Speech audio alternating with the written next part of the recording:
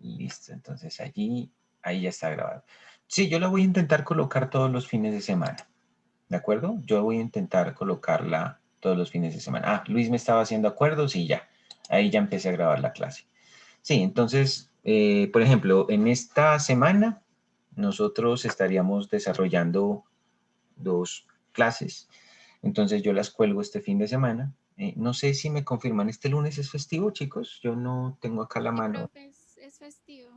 Ah, bueno, bueno, listo. Sí, profe, es que si uno se programa, por ejemplo, si usted envía los sábados o los domingos, uno espera, por ejemplo, de pronto, si uno no puede asistir o algo, entonces pues uno entra el sábado, el domingo y mira, tranquilamente. Sí, claro, listo. Vale, entonces eh, Gracias. denme el fin de semana. Yo les cuelgo eso. Intentaré hacerlo lo antes posible para que ustedes lo tengan a la mano. De todas maneras, pues todos los materiales que yo vaya construyendo, los videos, todos yo lo voy compartiendo para que ustedes lo tengan ahí a la mano. ¿Listo? Bueno, entonces ya vimos de pronto lo que yo les comentaba en la clase pasada, que estamos utilizando aquí una especie de ametralladora para matar una mosquita. Y básicamente aquí la idea es que esto no se hace bajo el cálculo matricial. O sea, utilizar el cálculo matricial para esto que hicimos es demasiado complicado. Es decir, es innecesario hacerlo. Pero el ejercicio lo he hecho con el propósito no de generar como ese sinsabor de que estoy complicándome demasiado para obtener algo que se puede calcular a través de las fórmulas que vimos de beta sub 1, de beta sub 0, en este caso creo que eran, sí, beta sub 1 y beta sub 0, que habíamos sacado antes a través de la minimización de los errores residuales al cuadrado sobre la derivación de los betas, sino el hecho de que ustedes viesen que yo podía utilizar no solamente la técnica del análisis de regresión lineal simple para la obtención de los betas, sino que podía utilizar incluso el álgebra matricial. Y si bien para un ejercicio en donde yo tengo una variable y y una variable x, ¿cierto? Cuando yo tengo solamente esas dos variables, es innecesaria el álgebra matricial, pues la verdad es que es muy importante que yo utilice el álgebra matricial si el ejercicio se vuelve múltiple. ¿Cuándo se vuelve múltiple? Cuando nosotros tenemos más de una X en el modelo. Pero antes de ver ese tema, ¿cierto? Antes de ver ese tema, mmm, yo quisiera que con base en esto que hicimos en el ejercicio, obtuviésemos, ¿cierto? Los errores, en todo caso, nos van a dar un vector de errores, ¿cierto? Un vector de errores que yo puedo básicamente plantear va a ser un vector de 10 observaciones de error. Entonces, esto que tengo aquí, que estoy señalando en este mismo momento, son los datos reales de Y, suponiendo que Y está bien cuantificada, ¿cierto? Lo que nosotros vamos a hacer es obtener la versión estimada de Y. Es decir, vamos a calcular un Y estimado. Yo lo voy a colocar, por ejemplo, aquí. Voy a colocar aquí Y estimado. ¿Cómo obtengo el Y estimado, chicos?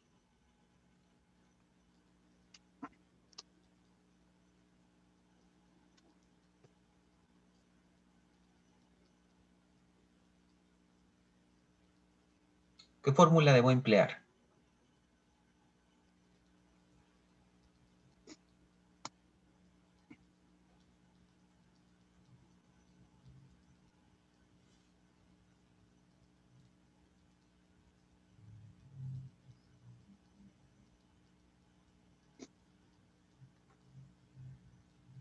Chicos,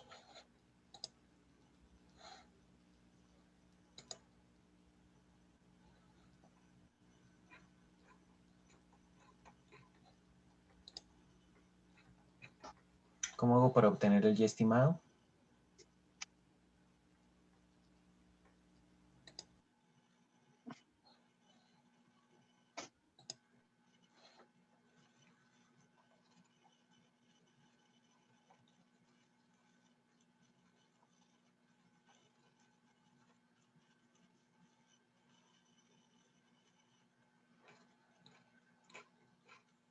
¿Nadie?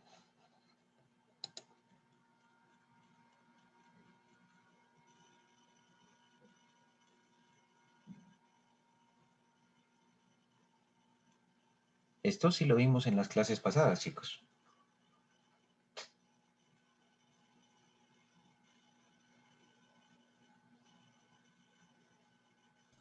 Sí. Profe, no recuerdo si era que tenía que multiplicarse cada uno de los valores de Y o de la columna por la fila de Y.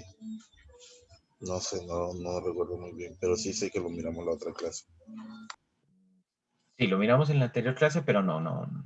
Digamos, si lo que queremos obtener es Y estimado, no necesitamos a Y.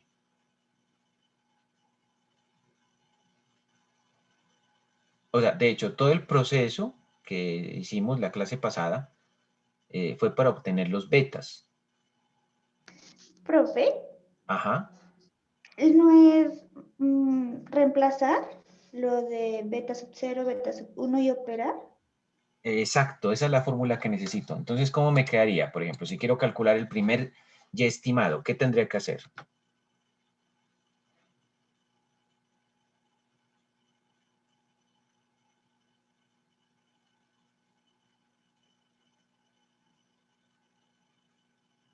O sea, Y estimado a qué es igual.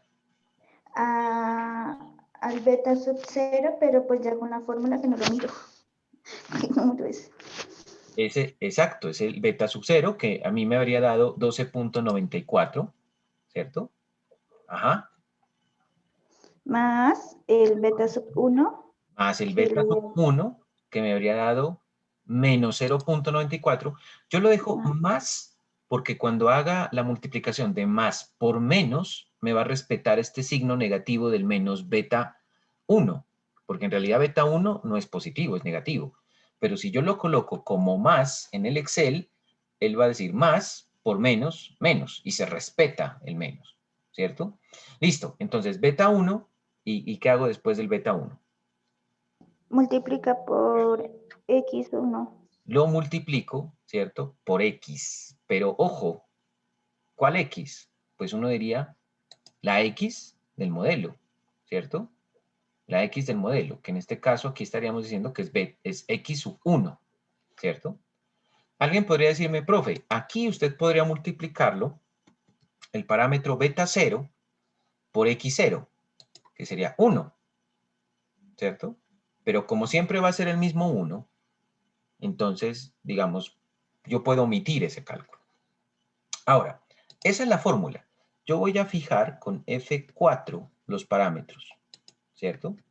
Porque los parámetros, recordemos, deben mantenerse fijos. Las variables sí las voy a dejar sueltas porque ellas sí deben variar. Entonces le doy Enter y fíjese que cuando yo aplico la fórmula, ¿cierto? Si la dejo ahí con unos 2 decimales, entonces los valores del Y estimado me dan valores más o menos cercanos a los valores del Y original, ¿cierto? Entonces, por allí el primer estudiante me decía, profe, para calcular el Y estimado usted necesita Y. No, yo no necesito a Y. Para obtener el Y estimado yo necesito los betas y las X. Para eso fue que hicimos todo este proceso. Para poder obtener las betas, ¿cierto? Y poder reemplazar con la X original las betas estimadas y obtener Y estimado, ¿cierto? Entonces, bueno, la pregunta aquí que puede tener alguien es, ¿y dónde queda el término de error? ¿Cierto? Y el término de error en nuestras notas de clase, ¿cierto? Lo planteamos casi que como uno de los primeros aspectos que trabajamos en la materia. Y dijimos, el término de error, ¿cierto? El término de error es igual al Y original menos el Y estimado. Entonces, por lo tanto, ¿cierto? Si yo quisiera calcular el término de error, yo diría, el término de error es igual a Y original menos Y estimada. Y eso a mí me da un vector de errores. O sea, esta es una matriz. Esta es una matriz que es un vector de errores, ¿cierto? Es un vector de errores. Ahora bien, ¿qué es lo que plantea, ¿cierto? ¿Qué es lo que plantea el ejercicio? El ejercicio dice, ese vector de errores, ¿cierto? Puede plantearse como la sumatoria de los errores residuales al cuadrado, ¿cierto? Entonces, yo podría incluso plantear esta fórmula que hace que coincidan dos cosas en una sola. Por un lado, ¿cierto? Por un lado, yo voy a colocar el componente estadístico, pero por el otro lado voy a colocar el componente matricial de una vez, ¿cierto? Entonces, déjenme ver, a ver si yo lo planteo así. Planteémoslo así, ¿cierto? Yo voy a colocar aquí la sumatoria del error, ¿cierto? La sumatoria del error residual elevada al cuadrado. Esto sería la sumatoria del error sub i elevada al cuadrado, igual, ¿cierto? Igual, esto va a ser igual, algo así como esta columna traspuesta, o sea, esta columna del error traspuesta, es decir, el error traspuesto, multiplicado por el error original. Entonces, esta partecita que yo tengo aquí, chicos, esta partecita que yo tengo aquí es la partecita estadística del asunto. Esta partecita que tengo allí es la parte estadística del asunto. Esta partecita que tengo aquí es su equivalente matricial. ¿De acuerdo? Este es su equivalente matricial. Y yo lo voy a resolver desde las dos ópticas y ustedes se van a dar cuenta que es exactamente lo mismo. Si yo resuelvo la sumatoria del error residual al cuadrado, desde el punto de vista estadístico, yo tendría que hacer básicamente una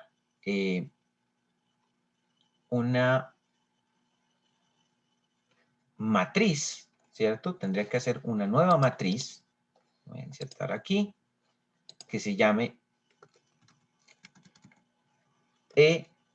por ejemplo, error elevado al cuadrado, que sería simplemente tomar cada dato del vector, ¿cierto? Del vector columna, elevarlo al cuadrado, ¿cierto? Si tienen problemas sacando ese gorrito, pues lo que pueden hacer es multiplicar el error por el error, o sea, 0,94 por 0,94, ¿cierto? Y simplemente lo proyecta. ¿Y qué es lo que haríamos desde el punto de vista estadístico? Sacar la suma de ese vector, ¿cierto? Entonces yo aquí le doy igual suma, marco todos los elementos que se encuentran dentro de ese vector, le doy Enter, y esto me da que la suma de los errores cuadráticos elevadas al cuadrado es 3.91, ¿cierto? Es 3.91. Eso es lo que me daría ese resultado. Ahora, ese resultado, en última instancia, es una matriz de 1 por 1. O sea, ¿qué es una matriz de 1 por 1? Una matriz de 1 por 1 es un número. Y es lo que me tiene que dar a mí si yo multiplico una matriz traspuesta por su forma original, ¿cierto? Eso sí, teniendo claro que esa matriz es un vector. Es un vector columna que se va a multiplicar por su versión fila. En últimas, eso es una sumatoria de residuos al cuadrado. Entonces la voy a resolver aquí como si fuera, ¿cierto? Como si fuera, resolvámosla por acá, como si fuera cálculo matricial, ¿cierto? Entonces, E traspuesta a E, ¿cierto? Sería igual a multiplicar, por ejemplo, bueno, yo podría plantearla así, ¿no? Esta es la columna original del error, ¿cierto? Esta sería la columna original del error. Y lo que tendría que hacer yo es transponerla. Entonces me toca copiarla, ¿cierto? Voy a copiar. y peguémosla. A ver, ¿dónde me hago un espacio?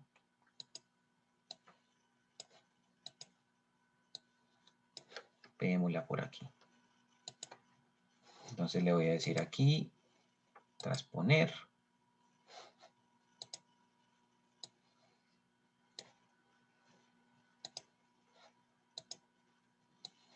Esta sería la fórmula del determinante. A ver, voy a hacer nuevamente el copy-paste. Voy a bajar esto acá. Y la voy a pegar aquí. Entonces ahí está copiada. Aquí está copiada. Y aquí la voy a pegar. Entonces le doy pegar, le doy transposición. Y aquí le voy a dar solo valores, que sería esta primera opción de aquí. Con eso... Ah, ya entendí. Lo que pasa es que si lo tengo con fórmula no me lo transpone. Entonces tengo que fijarlo. Listo, ahí lo tengo fijado. Entonces lo voy a copiar nuevamente. Y lo voy a pegar aquí, traspuesto. Ahí lo tengo ya traspuesto. ¿De acuerdo? Y puedo borrar estos que son los datos fijados. Entonces, básicamente lo que me interesa a mí sacar sería esa multiplicación, ¿cierto? De matrices, que sería básicamente decir, este error que tengo aquí, multiplicarlo por este error que tengo acá, y así hacer sumatorias 10 veces. Pero fíjese básicamente que lo que estoy haciendo allí es, al multiplicar cada uno de los términos del error, lo que estoy haciendo en últimas, ¿cierto? Es hacer una multiplicación de cuadrados. Este factor que multiplica a este factor del 0,22, que multiplica a este factor que tengo acá, que en últimas es 0,22, este factor que tengo aquí, déjame ver, sí, más, ¿cierto? Este factor que tengo aquí, por este factor que tengo acá, y así hasta que termine con cada uno de los datos. En últimas, ¿cierto? En últimas, yo puedo hacer todas esas multiplicaciones o decir, simplemente sáqueme una suma, producto, no, una suma punto cuadrados, ¿cierto? De la matriz de errores, ¿cierto?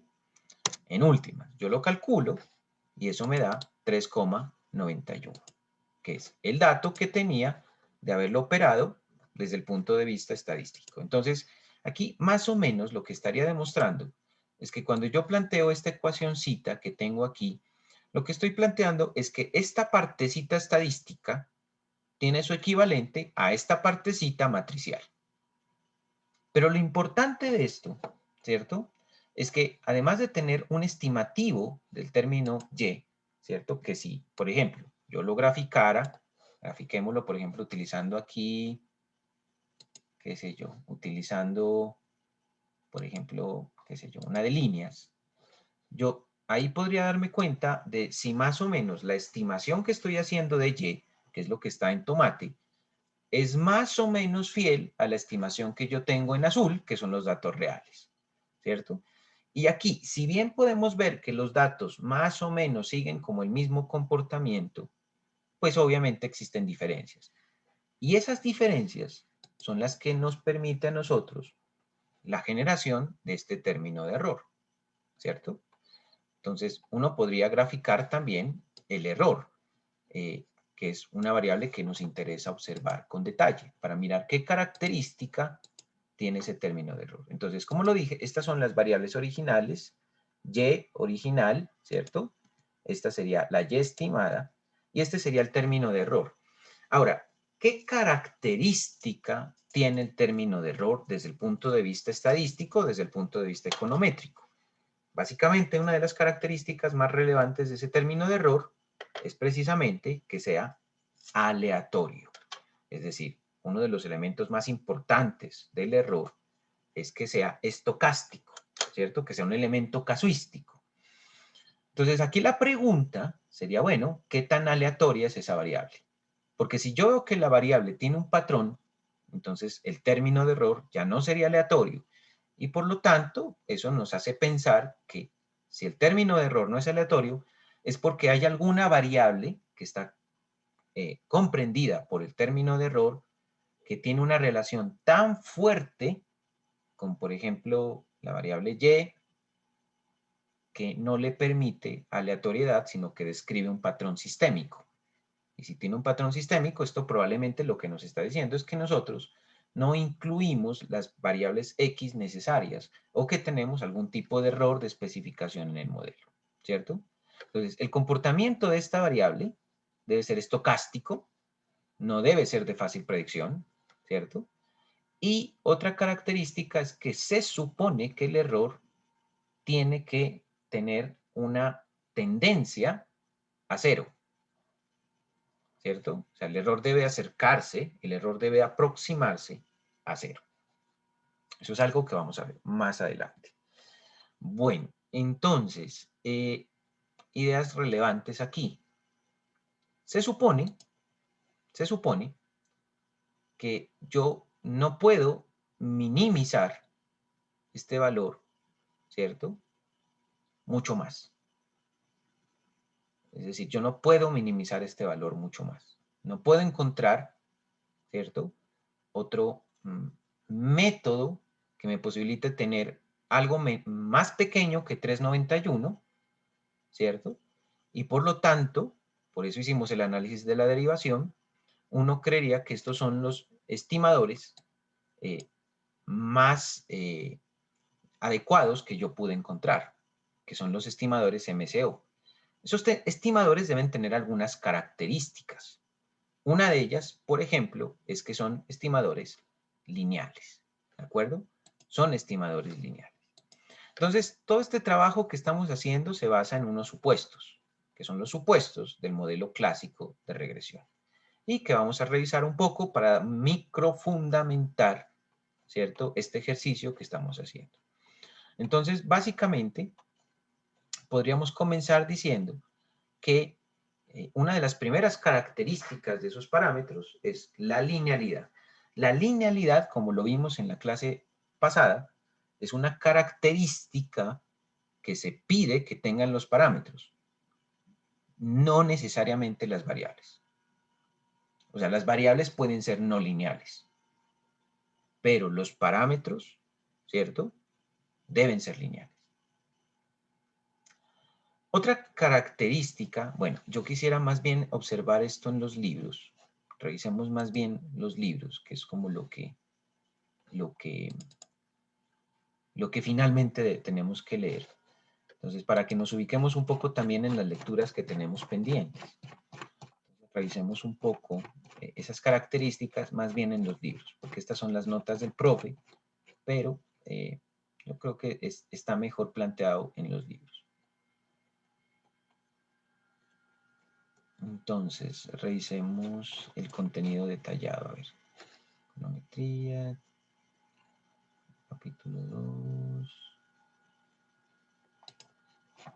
Estamos en el capítulo 2 de Gujarati. Y aquí, por ejemplo, nos están hablando de lo que estábamos hablando ahora mismo. La linealidad, ¿cierto?, en las variables no es tan necesaria como la linealidad en los parámetros, ¿de acuerdo? Bueno, yo aprovecho que estoy en el libro ubicado para mostrar de pronto algunos comportamientos que pueden generarse en las funciones. Por ejemplo, esta es una función cuadrática en donde, por ejemplo, X puede crecer y a medida que X crece, Y disminuye, pero eso solamente pasa hasta un determinado punto, porque después de haber pasado un umbral, X puede seguir creciendo y Y, en vez de disminuir, se eleva. Es decir, lo que está pasando aquí es que Y va teniendo un comportamiento decreciente, llega a un punto mínimo y de ahí en adelante Y crece a medida que crece X. Es decir, la relación es inversa entre X y Y, pero solamente hasta un punto mínimo. Y después de ese punto mínimo, ¿cierto? Después de haber sobrepasado ese punto mínimo, X crece y Y también crece. Entonces la relación aquí se vuelve positiva, ¿cierto? Por ejemplo, aquí tenemos un comportamiento exponencial entre las variables. Es muy importante entenderlo. Aquí crece X, en la medida que va creciendo X, va creciendo también Y, pero aquí va creciendo la relación, digamos, de una manera casi que estacionaria, ¿cierto? Hay un crecimiento estacionario. Y fíjese que después de un cierto punto, después de un cierto umbral en X, el crecimiento de Y se vuelve exponencial, ¿cierto? Exponencial. Y fíjese que aquí tenemos otro comportamiento, que es un comportamiento cúbico, en el que la variable X va creciendo y Y crece muy lentamente, ¿cierto? Después crece X y Y como que se estabiliza, ya no crece, se vuelve inelástica, si se quiere, y después de otro punto umbral crece X y Y reacciona y empieza a crecer mucho. Entonces, estos análisis son potenciales funciones que uno debería tener en cuenta y que se van a dar siempre que los cambios se den en las variables. Bueno, antes de pasar al análisis de los supuestos, estudiamos un poco la importancia que tiene el término de perturbación. Ya lo decía Goodrich en su texto de Introducción a la Econometría. El término de error es la parte más importante de todo el modelo econométrico, ¿cierto? ¿Por qué pueden existir errores? Una de las principales razones es la vaguedad de la teoría. De alguna manera los economistas pensamos, ¿cierto?, que la teoría es suficiente, que la teoría económica es suficiente. Y yo vuelvo a, si se quiere, colocar el dedo en la llaga en este tema. No hay una teoría económica que sea suficiente. Por más desarrollos que tenga la neoclásica, ¿cierto? La neoclásica no es una teoría, por ejemplo, que explique de manera suficiente el tema de la pobreza. Por más desarrollos que tenga la teoría keynesiana no es suficiente para entender la complejidad del fenómeno del desempleo. Por más desarrollada que sea, la tesis de Marx es insuficiente para comprender la complejidad de la economía. Deme un segundo, por favor.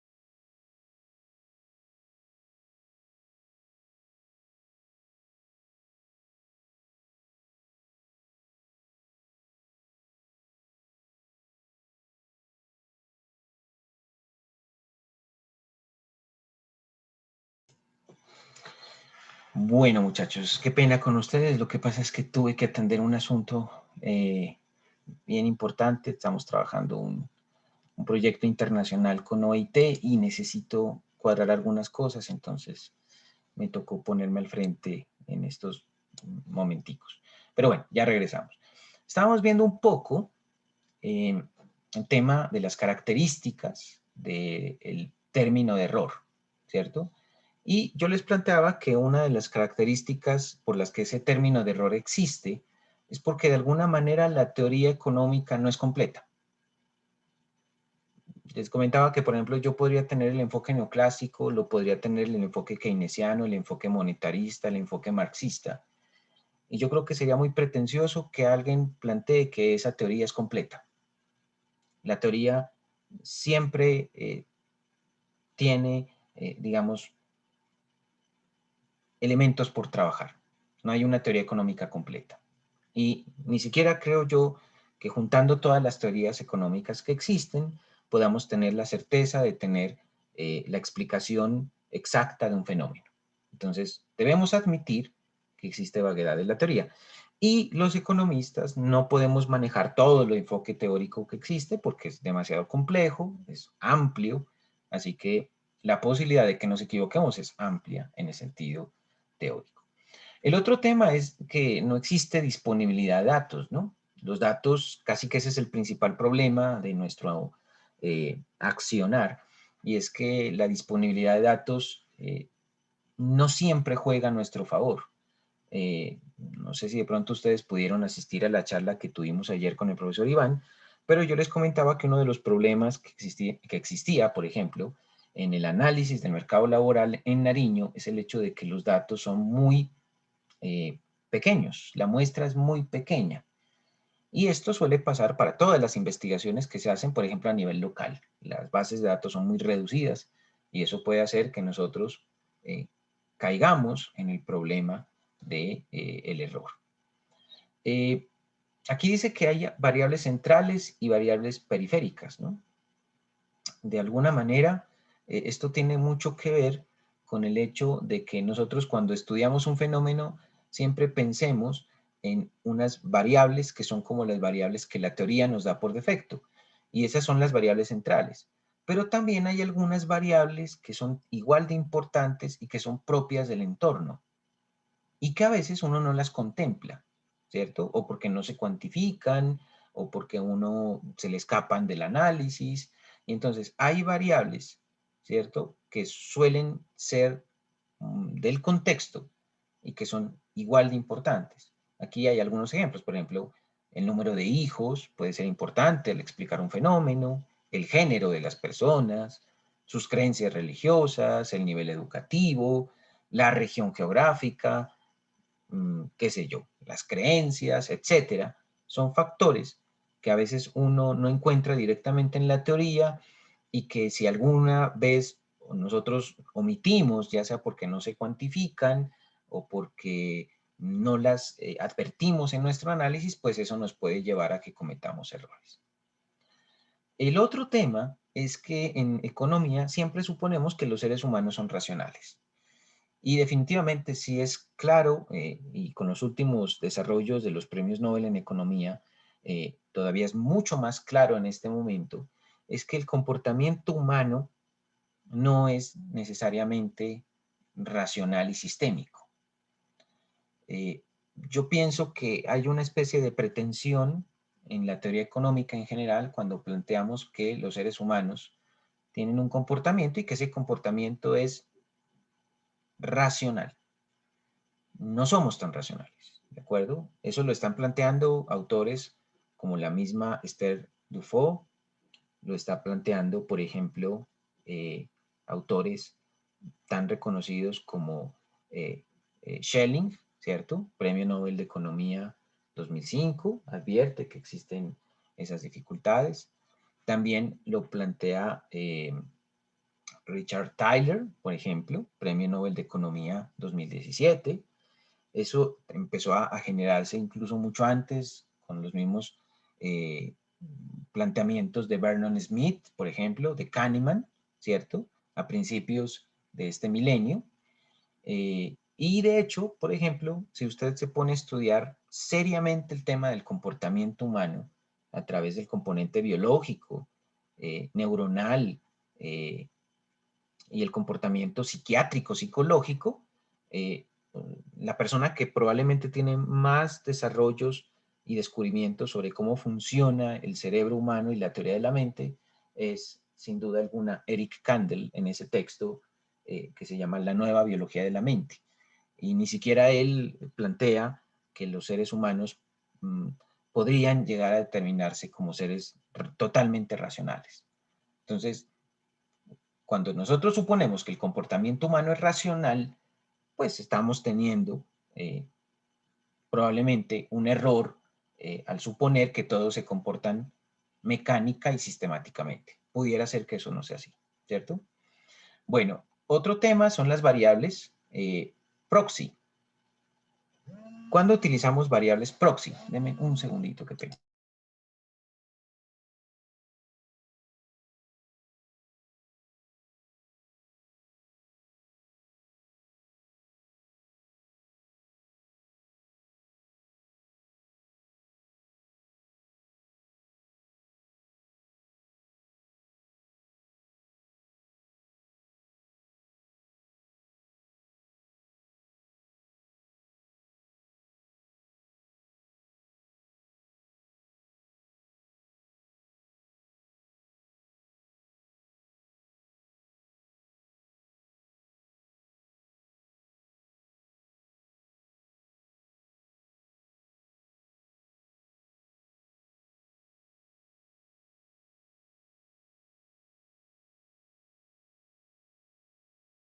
Bueno, entonces, otra de las dificultades que pueden existir con el término de error es el hecho de que existan variables proxy. Las variables proxy son variables que utilizamos como reemplazo de otras variables. Por ejemplo, cuando yo estaba realizando un estudio sobre el tema del desempleo en Nariño, resulta que no encontrábamos estadísticas de crecimiento económico hace algunos años. Entonces, lo que empezamos a buscar fue variables proxy, como por ejemplo la formación bruta de capital. Utilizamos indicadores, por ejemplo, como el crecimiento regional o variables, por ejemplo, que tenían que ver con los ingresos del departamento, pero no eran las variables que nosotros buscábamos, ¿cierto? Entonces, a veces, cuando queremos explicar un fenómeno económico, no encontramos las variables que necesitamos realmente. Y nos toca acudir a variables que reemplacen un poco el comportamiento de esas series originales que nosotros queremos estudiar, ¿cierto?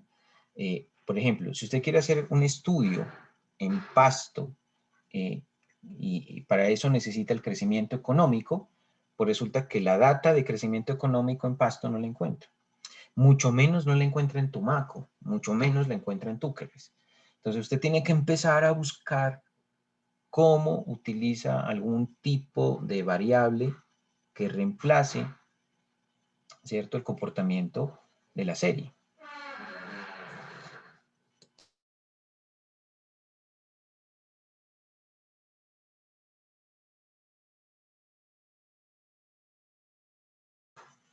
Y entonces a eso es a lo que le llamamos variables proxy, ¿cierto? Son variables que se aproximan a otra variable, pero que no la pueden reemplazar totalmente. Bueno, también está el principio de parsimonia, ¿no? Hay un principio de parsimonia en economía. Muy probablemente ustedes lo vieron en su introducción a la economía o tal vez en microeconomía, cuando se habla de la cuchilla de Occam, ¿cierto? ¿Alguien me puede decir en qué consiste la cuchilla de Occam? ¿Qué es la cuchilla de Occam?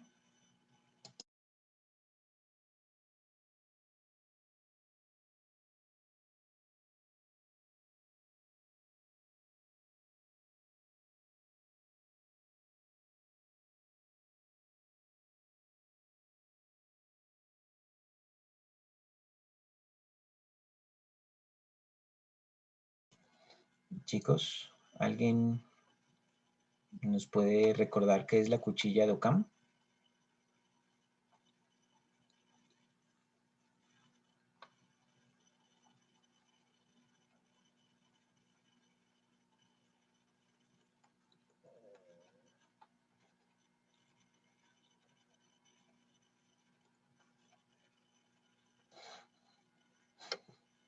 Chicos.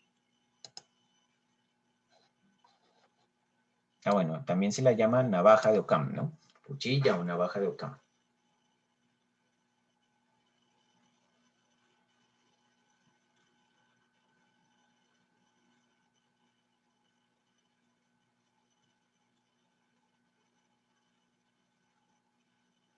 Profe, yo lo busqué en internet, pues. Ah, bueno. ¿Y qué encontró? Dice que la cuchilla de Ockham es un principio económico y metodológico atribuido a Francisco, yo no sé qué, un filósofo, a Guillermo de Ockham, perdón, según el cual, en igualdad de condiciones, la explicación más sencilla suele ser la más probable. Esto implica que cuando dos teorías en igualdad de condiciones tienen las mismas consecuencias, la teoría más simple tiene más probabilidades de ser correcta que la compleja. De acuerdo. Por ejemplo, los economistas siempre trabajamos con dilemas, con dicotomías. Y a veces los economistas construimos teorías sobre lo que está pasando con una variable. Decimos, esta variable subió o esta variable cayó por estas razones. Y a veces no nos ponemos de acuerdo porque tenemos diferentes enfoques. Entonces dice el principio de parsimonia, pues si colocamos las cosas como más o menos en las mismas condiciones, la explicación más sencilla, la explicación más simple, generalmente es la correcta. De hecho, yo no sé si a ustedes les guste mucho el tema de la literatura, pues para mí es uno de los pasatiempos favoritos. Yo tengo incluso pues toda una biblioteca grande solamente de literatura universal. Y si ustedes han leído un poco los textos de Sherlock Holmes, casi siempre en estos textos que son muy detectivescos,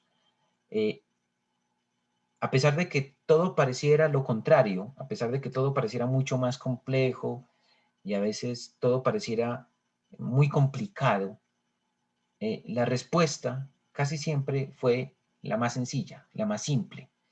Entonces en economía pasa más o menos lo mismo, ¿no? Uno dice, bueno, a veces cuando tenemos que tomar decisiones, a veces probablemente nos complicamos demasiado y resulta que la decisión finalmente correcta o la opción más inmediatamente correcta es aquella que es la más simple.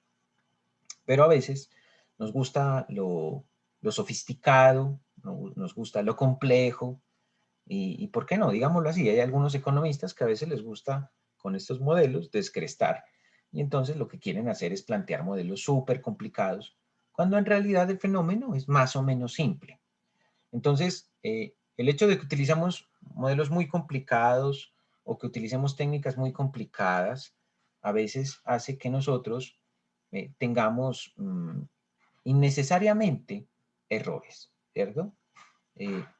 La cuchilla de Occam nos puede a nosotros dar algunas herramientas para entender que a veces en economía no tenemos que complicarnos tanto, pero también hay que ser parsimoniosos. Y esto, ¿a qué me refiero con el principio de parsimonia?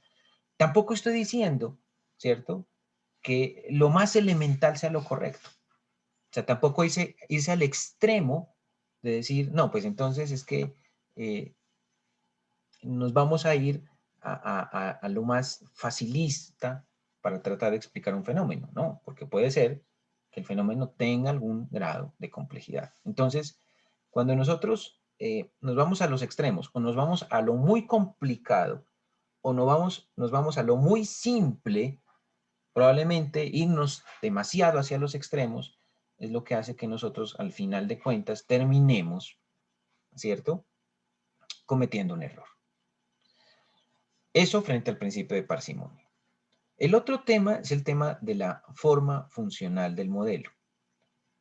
Cuando nosotros hicimos estos modelos que planteamos acá, ¿cierto? Por ejemplo, este modelo que planteamos aquí. Resulta que este modelo supone que la relación entre Y y X es lineal.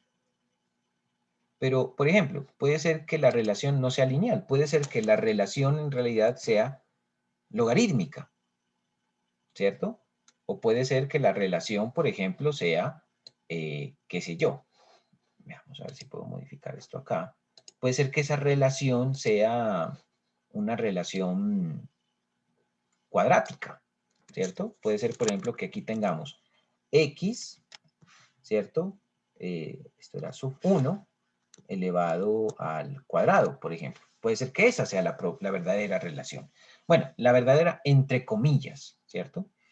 O puede ser que la relación sea, por ejemplo, una relación cúbica, ¿cierto?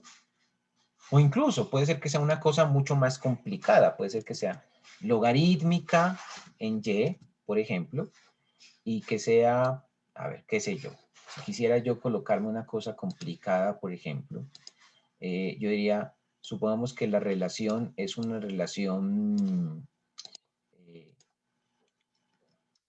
recíproca, ¿cierto? Una relación, déjame ver si lo puedo, no, no me deja. Entonces voy a hacer un pequeño truco, así me funciona. No sé si me funcionó, no, sí me funcionó, aunque quedó esto muy pequeñito, pero bueno. Entonces fíjese que yo podría tener este modelo, ¿cierto? Que es un modelo logarítmico en Y, recíproco, ¿cierto? Y de hecho, si esto yo lo subo, esto me quedaría como una relación que en última sería cúbica, pero es una relación cúbica negativa, ¿no? Entonces, fíjese que yo, por ejemplo, estoy elaborando un modelo lineal, pero en realidad el modelo es este modelo ahí que me inventé. Entonces, lógicamente, ¿cierto? Cuando yo tengo una forma funcional que no es la adecuada, pues eso se va a ver reflejado en el término de error, ¿de acuerdo? Entonces, el término de error es algo que prácticamente se genera con naturalmente, ¿cierto? Con naturalmente a las diferentes posibilidades que tiene un investigador a la hora de trabajar un modelo. Y básicamente ese es el razonamiento más importante que yo creo que tiene este capítulo sobre el término de error en particular. Profe, Sí, yo tengo una pregunta que hablar del término de error. Usted, bueno, plantea que los datos tienen que ser reales, ¿no? Variables, exactamente. ¿Qué error puede tener una alteración de esa variable? Pues varía o algo así. O tiene que ser variable. Bueno. Perdóname, pero no sé si es mi conexión, pero no te comprendí muy bien. No sé si los demás porque se le escuchó cortado. A ver, otra No, vez. profe, tampoco se lo escuchó bien. Ya, entonces, no sé si te puedes Es acercar mi un poco internet, más de pronto. pero Ujú. acá, por ejemplo, los betas plantea que tienen que ser líneas, ¿no? O sea, Y lo que te las otras, entiendo, dices en esta primera parte es que los betas deben ser lineales. y las otras variables, no importa. No exactamente Variables tienen que no ser lineales. necesariamente. Sí, Término de error. ¿Tiene que ser una variable así o puede tener alguna transformación? esa es una buena ¿O pregunta. es una variable? Es una muy buena Ajá. pregunta porque es uno de los problemas a los que nos vamos a enfrentar más adelante. Por ahora, solamente por ahora, y para hacerlo más didáctico, vamos a suponer que ese término de error por ahora es lineal, ¿de acuerdo? Pero el problema es que si ese error es estocástico, si es aleatorio, no debería ser lineal, ¿cierto? Debería ser incluso una serie que sea tan difícil de modelar que sea muy difícil encontrarle una forma funcional adecuada. Pero por ahora, consideremos simplemente que el error es una variable que introducimos al modelo de manera lineal. Así que no nos vamos a complicar con ese tema por ahora. Aunque Cuando usted estudia una econometría, por ejemplo, más avanzada, una econometría intermedia, se va a dar cuenta que ese es un problema más o menos complicado, porque resulta que el término de error es una variable no lineal, finalmente. Entonces, por ahora, admitamos que es una variable que introducimos al modelo de manera lineal, pero lo hacemos de una forma, digámoslo así, didáctica, para que no se nos complique el universo. Pero vamos a ver mucho más adelante, incluso puede ser que usted la vea mucho más adelante, esa relación, el término de error no es lineal, ¿de acuerdo? Pero es lo que vamos a suponer introductoriamente. No sé si hayan más inquietudes. Bueno, entonces estoy revisando aquí el tema, estoy revisando el capítulo 1 de Goldbridge, y miren que él habla de la obtención de los estimadores mínimos cuadráticos que estábamos revisando a nivel de la matemática. Entonces él hace como una especie de síntesis, ¿cierto? Fíjese que aquí están los procedimientos que habíamos visto. Y dice, bueno, finalmente después de esta síntesis, usted obtiene los betas. Entonces aquí obtiene el beta 1, ¿cierto? Y él plantea también el beta sub 0 en función del beta 1, que es algo que yo planteo también, pero que yo desarrollo un poco más para que no me queden beta 1 en función de beta sub 0 o beta sub 0 en función de beta sub 1. Él también dice, mire, los betas son proporciones de cambios entre el valor estimado y el valor de X, lo que básicamente permite entender al beta como una derivada parcial, ¿cierto? Y aquí él plantea algunos ejemplos que me parece que son relevantes. Aquí habla un poco de los salarios en función de la rentabilidad empresarial, ¿cierto? Él plantea que si crece la rentabilidad empresarial, entonces los salarios pueden crecer. Esta es una óptica enteramente no clásica, por supuesto. Por ejemplo, si yo voy a un enfoque marxista, esto no sucede así. Es un ejemplo que plantea a partir de unos datos, ¿cierto? También me gusta un poco lo que plantea aquí Goldbridge, porque él habla un poco sobre la metodología. Entonces, cuando vamos a hablar de parámetros, utilizamos betas. Cuando hablamos de variable endógena, entonces hablamos de Y. Cuando hablamos de X, entonces hablamos de una variable exógena. Entonces, me parece que es interesante ese tema. Aquí me parece también que es interesante porque habla de algunas propiedades algebraicas de los MCO, ¿cierto? Entonces dice, ojo, la sumatoria del término de error debe tender a 0, ¿cierto? La sumatoria de los residuales debe tender a 0. Si nosotros nos vamos al ejercicio que estábamos haciendo, fíjese que yo aquí tengo la sumatoria de los errores. Bueno, la sumatoria de los residuales al cuadrado. Pero si yo quisiera sacar la sumatoria de los errores, pues marco todo este vector de errores, todo este vector, y ustedes se dan cuenta que yo tengo aquí unos errores positivos y unos errores negativos. ¿Qué es lo que se espera? Que los errores positivos se neutralicen con los errores negativos y eso me lleve a mí, en promedio, obtener un valor de 0. Fíjese lo que tengo yo aquí en promedio, recuento y suma. ¿Qué valor tengo en suma de los términos de error?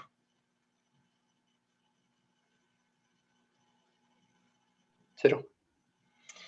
Me da 0, ¿cierto? O sea que si yo tomo, por ejemplo, saquémosla por aquí aparte. Si yo saco la suma de los términos de error, es decir, tomo cada uno de los componentes del vector de errores, ¿cierto? Y miro hacia dónde, qué valor me da eso. Fíjense que aquí yo no les voy a decir mentiras. Este ejemplo lo hicimos en la clase pasada, ¿cierto? Yo lo hice ahí con unos datos que se me ocurrieron, que se me vinieron a la mente, ¿cierto?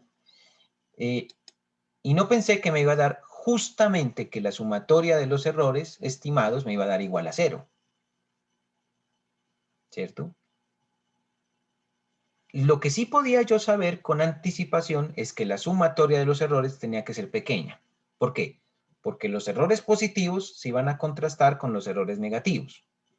Pero idealmente, el método supone que la sumatoria de los errores, y es más, la sumatoria de los errores residuales al cuadrado tiene que ser mínima, ¿cierto? Ahora, y aquí volvemos al punto que a veces preguntan los estudiantes. Bueno, ¿cuándo sé que la sumatoria del error es cercana a 0? Y entonces ahí uno podría decir, bueno, es que por ejemplo 0.05 para mí es cercano a 0. Otra persona puede decir, no, es que para mí 0.00005 es cercano a 0. Y otra persona puede decir, no, es que para mí cercano a 0 es 0.000000005. Entonces, ¿qué es cercano a 0 y qué no es cercano a 0? Porque uno podría decir, 2 es cercano a 0, 1.000.000 es cercano a 0. Entonces, la respuesta no es un parecer subjetivo por parte nuestra. No es que a mí sí me parece que es cercano a 0, a mí no me parece. Es allí cuando utilizamos las pruebas de hipótesis, ¿cierto? Las pruebas de hipótesis nos permiten determinar si un factor se acerca o no se acerca a 0, por ejemplo. Y para eso tendremos que desarrollar unas hipótesis nulas y unas hipótesis alternas, pero eso lo vamos a ver más adelante. Pero por ahora, lo que nos interesa en esta idea clave es que la sumatoria de los errores nos conduzca a un mínimo.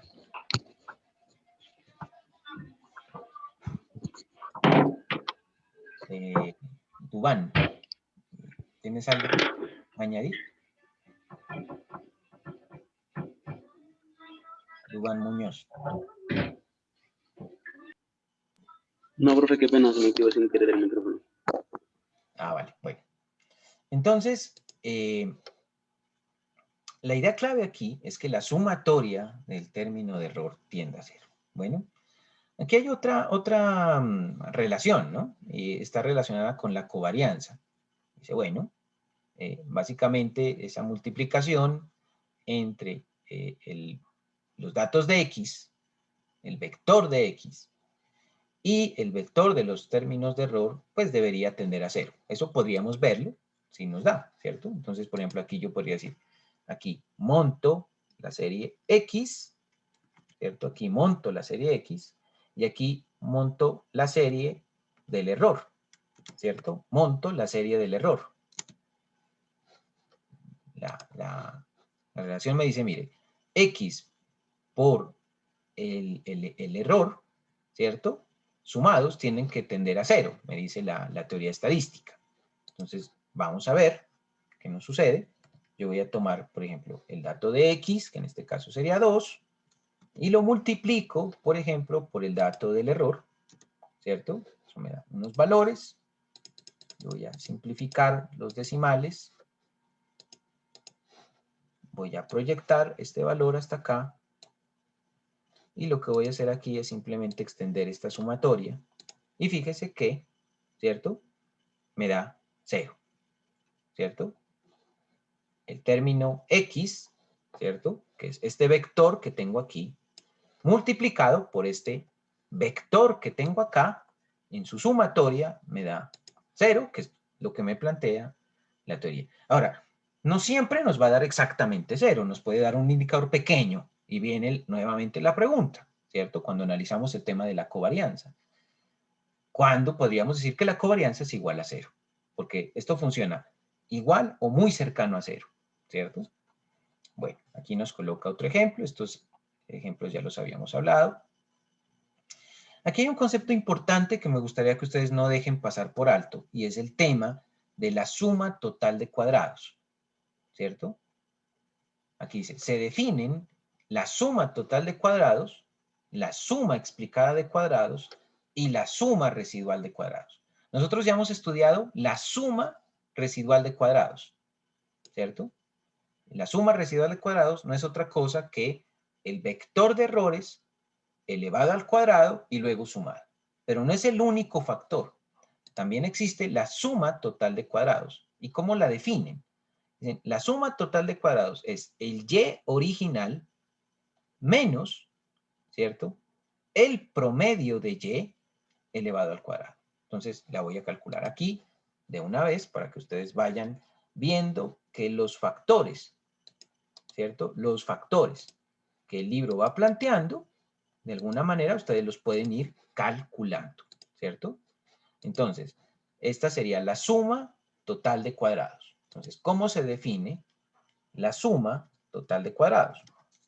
Pues básicamente la suma total de cuadrados precisa el promedio del término de y. Entonces aquí, por aquí voy a sacar un promedio, ¿cierto? Voy a sacar un promedio y voy a decir, bueno, el promedio de este vector de y, el promedio de ese vector de y me da 6.8. Ese es el promedio. ¿Qué me dice la fórmula? La fórmula me dice, tome y original y quítele su media aritmética y eleve esto al cuadrado, ¿cierto? Entonces yo puedo decir, bueno, voy a tomar el dato de y, que es en este primer caso 12, le resto su media aritmética, que se va a volver una constante, ¿cierto? La media aritmética se vuelve una constante, por eso la fijo con F4. Y después de haber hecho esa operación, tengo que elevar esto al cuadrado, ¿cierto? Tengo que elevar eso al cuadrado. Entonces tengo ahí la programación, lo puedo proyectar, ¿cierto? Lo puedo proyectar. Y aquí puedo sacar esa suma total de cuadrados, porque aquí tengo los totales cuadrados, que se definen como y menos la media de y elevada al cuadrado. Pero lo que me está diciendo el libro, que es un concepto importante y lo vamos a ver mucho más adelante, es la suma. Entonces, esa suma total de cuadrados, ¿cierto? La obtengo cuando saco este valor, ¿cierto? Y para que no se nos vaya a olvidar, yo le voy a colocar aquí suma total de cuadrados, ¿cierto? O sea, la suma total de cuadrados. Que es un elemento que se va a utilizar más adelante en la estimación y van a ver que es importante obtenerlo. Bueno, ahí tendríamos entonces, por un lado, la suma total de cuadrados, ¿cierto? Tendríamos la suma total de cuadrados. Y por otro lado, tendríamos la sumatoria de los errores residuales al cuadrado, que este es otro elemento que es muy importante, ¿de acuerdo? Esto hay que manejarlo con pinzas, ¿de acuerdo? Con mucho cuidado. Bueno, veamos qué más nos presenta Goodrich en ese capítulo. Nos habla de la sumatoria explicada de cuadrados, ¿cierto? Nos habla de la sumatoria explicada de cuadrados. Y fíjese que hay una diferencia, ¿no? Con respecto a la sumatoria total. La sumatoria total es el y original menos, ¿cierto? Menos la media de y. Aquí lo que me está diciendo es el y estimado menos la media de y. Entonces calculemos la sumatoria explicada de cuadrados, que es la sec, ¿cierto? ¿Por qué estos elementos van a ser importantes? Porque estos elementos nos van a permitir construir más adelante lo que se conoce como el coeficiente de determinación. ¿De acuerdo? Ese coeficiente de determinación usted lo tuvo que haber visto en estadística. Y por ahora, para no dejarlos en ascuas, para no dejarlos a ustedes como que profe calculó algunas cosas, pero no sabemos para qué, por ahora digamos que el objetivo de todo esto es calcular más adelante el coeficiente de 2, y el coeficiente de 2 se constituye en una medida que nos ayuda a determinar cuánto de la variabilidad que se genera en X se explica por las variabilidades en, cuánto de las variabilidades que se generan en Y se explican por las variabilidades que se generan en X. Por decirlo de alguna manera, y me estoy adelantando algunas clases en el futuro, lo que intento decir es que estos elementos que estoy calculando me van a ayudar a explicar las variaciones que se generan en Y que se explican por las variaciones suscitadas en X. Eso es lo que estamos tratando de hacer. Entonces, básicamente aquí yo voy a decir igual abro paréntesis y digo, el y estimado que tengo aquí, menos la media de y que habíamos sacado acá, ¿cierto? Y que se vuelve un factor fijo, ¿cierto? Se vuelve una constante y que elevo al cuadrado, ¿cierto? Entonces, eso me da 18.11 para la primera observación, lo proyecto y aquí puedo sacar la sumatoria, ¿cierto? Voy a colocar unos 2 decimales únicamente y aquí la voy a dejar como la sec, la sumatoria explicada de cuadrados, ¿cierto? Entonces, fíjese que todos los elementos que el libro me está dando, yo los puedo ir calculando con un ejercicio. Ya tengo aquí la sec, ¿de acuerdo? Entonces, tengo la sumatoria total de cuadrados, la sumatoria explicada de cuadrados y la sumatoria de residuos al cuadrado, ¿de acuerdo? Ahora, aquí hay una relación que me plantea que existe entre estas variables y me dice, la sumatoria total de cuadrados es igual a la sumatoria explicada de cuadrados más la sumatoria de residuos al cuadrado, ¿cierto? Entonces vamos a ver si esto es cierto, ¿cierto? Yo voy a coger esta expresión, voy a ver si la puedo copiar y pegar en el Excel para que la podamos comprobar. Entonces, peguémosla por aquí. Entonces, la sumatoria total de cuadrados es igual a la sumatoria explicada de cuadrados más la sumatoria de residuos al cuadrado. Veamos si eso es cierto.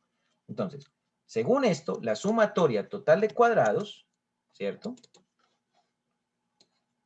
La sumatoria total de cuadrados sería igual a la sec, que es lo que tengo aquí, más la sumatoria de residuos al cuadrado, que es lo que tengo acá. Le doy Enter y esto me tendría que dar 61.6, que es exactamente el mismo valor que yo había obtenido acá. Este valor que tengo aquí es igual a este valor que tengo acá. ¿Estamos claros o no estamos claros, chicos?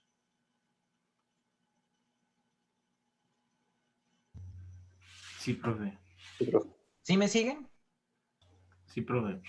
Bueno, porque resulta que yo hacía todo esto en el tablero, a mano, con lápiz, papel, calculadora, y en este momento, pues por estas condiciones me toca hacerlo así, pero pues, lo importante es que se entienda. De todas maneras, yo les voy a enviar este archivo a ustedes por WhatsApp, para que ustedes verifiquen. Pero lo que quisiera que se den cuenta es, yo puedo calcular este 61.6 simplemente sumando la sec y la sumatoria de residuos al cuadrado. ¿De acuerdo? Yo puedo sacar ese valor simplemente sumando esto. Y pues puedo despejar. Si yo quisiera tomar la sec, podría decir la sec es igual a la sumatoria total de cuadrados menos la sumatoria de residuos al cuadrado. O la sumatoria de residuos al cuadrado es igual a la STC menos la sec. ¿Cierto? Entonces, por ejemplo, supongamos que yo quiero sacar otra manera de sacar la sumatoria de residuos al cuadrado. Pues yo diría, la sumatoria de residuos al cuadrado no es otra cosa sino la diferencia entre la STC menos la SEC, ¿cierto? Y eso me tiene que dar 391, ya que aparece. Ahí aparece el 391.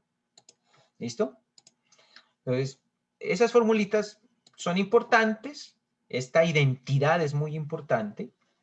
Y más adelante se va a volver esencial para comprender el concepto del R cuadrado, que es algo que vamos a ver más adelante. Bueno, aquí hay algunas expresiones, tampoco voy a acaparar todo. Y fíjese que aquí tengo el concepto de bondad de ajuste, ¿cierto? Que es el R2, que les decía hace un momento que lo íbamos a ver.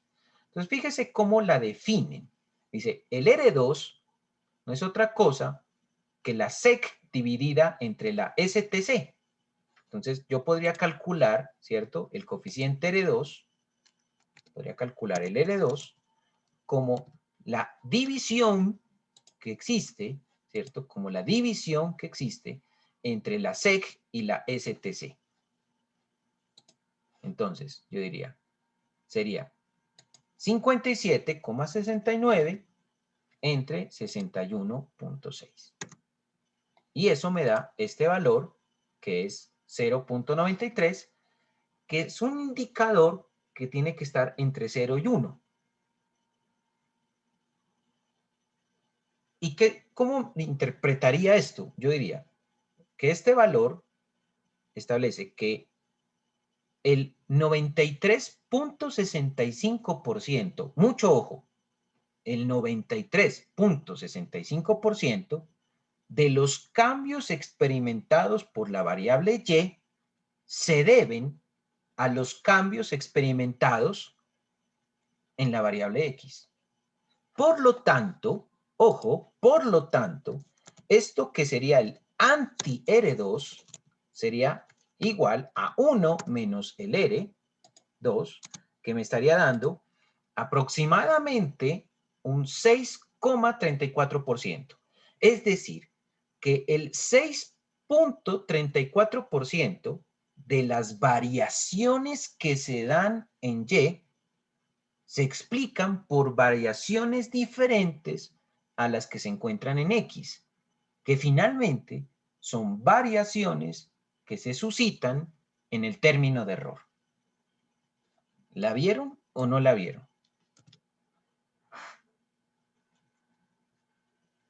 ¿Puedes repetir el último, profe, por favor? Vale, repito. El R2 es un coeficiente de bondad de ajuste. Esto significa que nos determina la capacidad explicativa del modelo. Es un indicador que oscila entre 0 y 100%, o entre 0 y 1 como unidad de medida. Como este indicador me dio de 0,93, eso es equiparable al 90 y, bueno, si lo redondeo pues hasta ese nivel, pues no, coloquémoslo con unos 2 decimales, me quedaría en 93,65%. Por lo tanto, el anti-R2 me quedaría, si lo coloco con unos 2 decimales, del 63. Lo importante es que si yo sumo estos dos componentes, eso me da 1 o el 1%. Entonces, ¿qué me define el R2? Lo que yo estoy explicando del modelo. ¿Qué me define el 1 menos R2? Lo que me falta por explicar del modelo. Entonces uno diría, de ese fenómeno que es Y, de las variaciones que tiene Y, ¿cierto? El 93,65% se están explicando por las variaciones de X. En tanto que el 6,35% de las variaciones que se suscitan en Y se deben a las variaciones suscitadas en el término de error. En últimas, si yo hago algo que no debería hacer, porque es demasiado elemental, pero igual lo voy a hacer, que es meterle esto una gráfica de pastel, ¿cierto? Que esta gráfica de pastel, pues, sería un poco como medio innecesaria. En realidad esto no le incluye ningún libro, pero lo hago por un ánimo didáctico. El 93,65% es lo que yo estoy explicando del fenómeno. El 6,35% es lo que me falta de explicar del fenómeno. Es decir, el 93,65% es lo que yo explico de las variaciones de Y debido a las variaciones de X. ¿Qué me queda por explicar de las variaciones de Y? Hay un porcentaje de las variaciones de Y que yo no puedo explicar por las variaciones de X. Y ese 6,35%. Ese 6,35% de las variaciones de Y se debe a las variaciones de otras variables que yo no tuve en cuenta en mi modelo y que se quedaron en el término de error. Entonces, ¿el resultado es bueno o malo? Es decir, el R2 me está diciendo que estoy explicando una buena parte del fenómeno o que estoy explicando una muy mala parte del fenómeno. ¿Qué podrían concluir ustedes?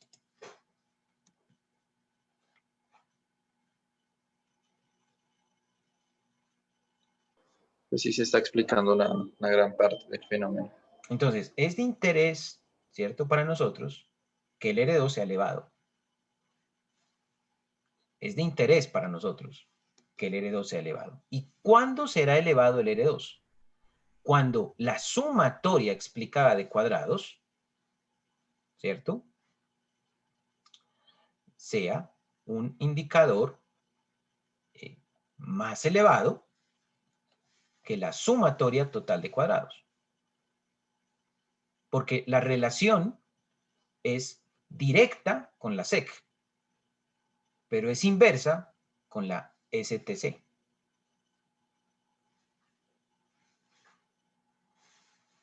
Es decir, en la medida en que la SEC sea más elevada, en proporción con la STC, más elevado será el R2.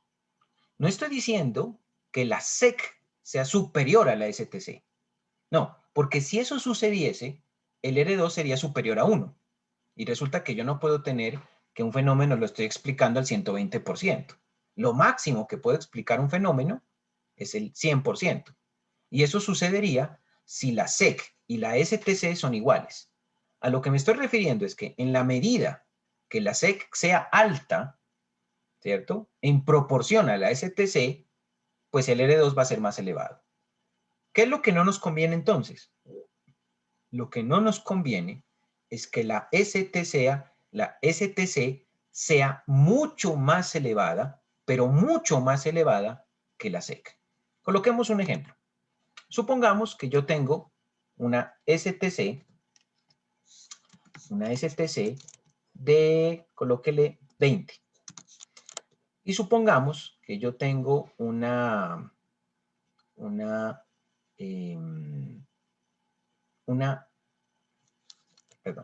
supongamos que yo tengo una STC, colóquele de 40. Y supongamos que tenemos una SEC, ¿cierto?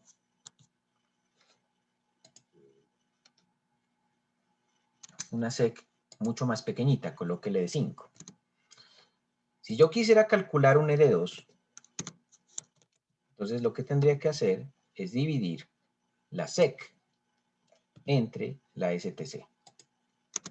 Y eso me daría, en porcentaje, ¿cierto? En porcentaje, me daría apenas que estoy explicando el 13% del fenómeno. Pero, si la SEC va aumentando, por ejemplo, fíjese, supongamos que aumenta 20, pues fíjese que ya estoy explicando el 50% del fenómeno. Y en la medida que la SEC crezca, mucho más nos acercaremos al 100%. ¿De acuerdo? Profe, una pregunta. Sí. ¿Desde qué porcentaje del R2 se podría decir que el modelo de regresión estará haciendo bien, o sea, estará haciendo, pues tendrá un valor adecuado? Excelente pregunta. Porque si fuera, por ejemplo, si fuera el 50% sería 50 y 50. Ajá. Entonces, ¿de qué parámetro o desde qué porcentaje? Tengo curiosidad. Sí, es muy buena pregunta porque me implica a mí dos tipos de respuesta. Una respuesta es, si usted está trabajando series temporales, ¿esto qué significa? Está trabajando, por ejemplo, con años, con meses, con días, está trabajando con datos que se mueven en el tiempo, entonces yo le diría, el R2 tendría que ser superior al 90%.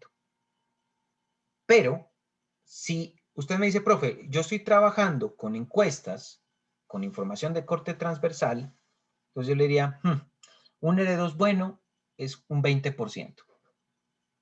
¿De acuerdo? Entonces depende de la estructura de los datos. Depende de la estructura modal de los datos. Si los datos son temporales, el R2 debe ser muy alto. ¿Por qué? Porque usted tiene una información que se alimenta en el tiempo. Pero si usted tiene información que se mueve en el espacio, esto es información de corte transversal, entonces el R2 no va a ser muy alto. Incluso hay investigaciones de corte transversal que publican R2 del 5%. ¿Por qué? Porque solamente estoy capturando un único punto en el tiempo, porque en lo que me estoy moviendo es en el espacio, no en el tiempo. ¿Listo?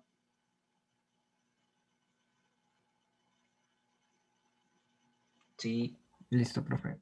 Vale. Sí, profe. Bueno, muchachos, entonces, yo creo que por hoy avanzamos en una parte que me interesaba avanzar y era la parte técnica. ¿Qué es lo que les propongo que hagamos la próxima clase? Vamos a arrancar a hacer un modelo econométrico yo no creo que con datos reales, con datos hipotéticos, pero voy a colocar un ejemplo, ya sea micro o macro, y voy a empezar a utilizar desde cero el tema de la especificación y voy a enseñarles cómo se hace la estimación pasito a pasito y cómo se va interpretando datico a datico. Y eso lo vamos a hacer utilizando una herramienta de software que se llama ERE. ¿De acuerdo? Entonces, por favor, les pido que descarguen este software que se llama ERE, ¿cierto? Para esto tienen que utilizar el programa ERE y ERE Studio. Denme un segundito, por favor. Hola, Edinson, ¿cómo estás? Edinson. ¿Aló? ¿Aló? ¿Aló? ¿Qué más, Edinson? ¿Cómo estás? Acá, hermano, me agarraste en clase. Coméntame.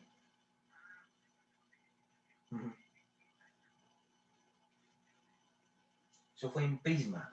En Prisma, sí. Si quieres, podemos charlar con ellos y les pedimos un descuento, porque como ya me conocen, ya hacemos publicar las cosas de Cedre, podríamos decirles que nos den un descuento si estás pensando de pronto en cotizar con ellos.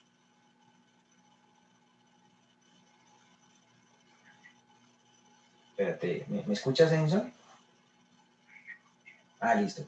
Te decía que fue con Prisma. Y si quieres, podríamos hacer la cotización con ellos pidiéndoles un descuento.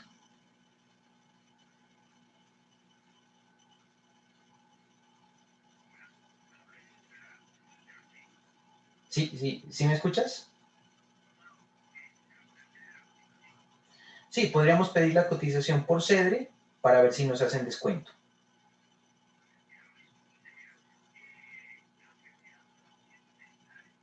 Perfecto, ajá.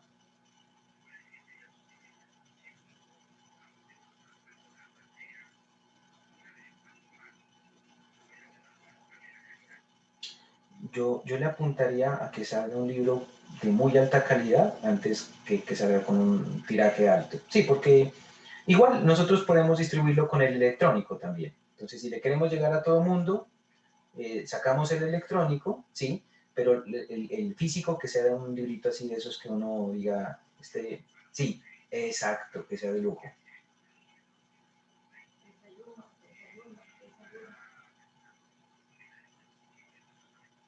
Sí, correcto, sí. Entonces, más bien,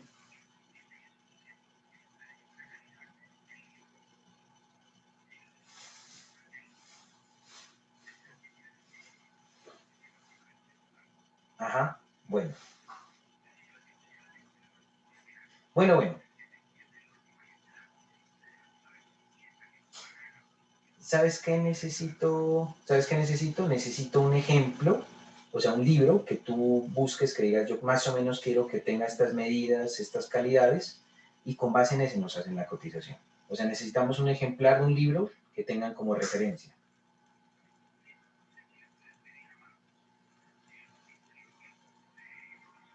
El de la cuarta edición de la economía colombiana.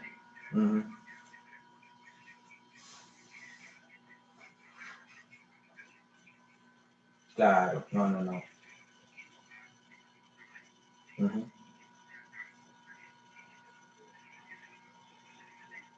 Listo.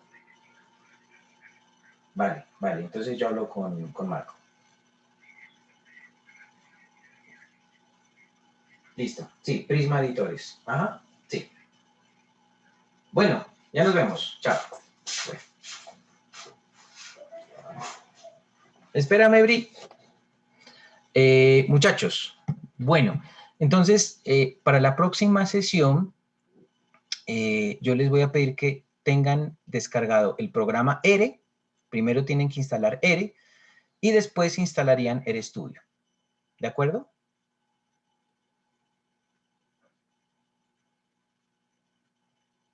Chicos. Listo, profe. Listo, profe. Por hoy voy a dejarlo allí. La próxima clase va a ser muy importante porque le voy a empezar a dar a todo esto que es estadístico y matricial un ordenamiento económico. Entonces vamos a trabajar la parte económica de cómo se estructura el modelo desde cero. Entonces esa clase va a ser muy relevante. para que le pongan toda la atención, porque esta nos va a organizar todo el proceso técnico con el análisis económico. ¿Listo? Vale, profe. Profe, ¿cuándo encontramos esta clase ya en YouTube? Yo la voy a intentar colocar el fin de semana. ¿Listo? Listo, profe. Gracias. Bueno, muchachos, que tengan un muy buen día. Nos vemos, que estén muy bien. Listo, profe, gracias. Hasta luego. Gracias. Hasta luego. Hasta luego, muchas gracias.